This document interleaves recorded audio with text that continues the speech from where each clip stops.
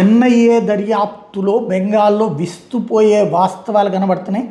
భవిష్యత్తులో Abhishek Banerjee terrorist act కిందన UAPA act కింద అరెస్ట్ అయినా ఆశ్చర్యపోనక్కర్లేదు. తాజాగా బయటకు వస్తున్నటువంటి అంశం సలావుద్దీన్ సలేహ్ ఎవరైతే హఫీజుర్ రెహమాన్ షేక్ వీళ్ళకి సంబంధించినట్టు మహీన్ వీళ్ళందరూ కూడా అమీర్ of notorious military outfit Jamaatul Mujahideen Bangladesh జేఎంబీకి సంబంధించినటువంటి నాయకులు ఇంతకుముందు బెంగాల్లో అరాచకాలు చేసిన తర్వాత వీళ్ళు జైల్లో నుంచి పారిపోయారు 2014 టైంలో.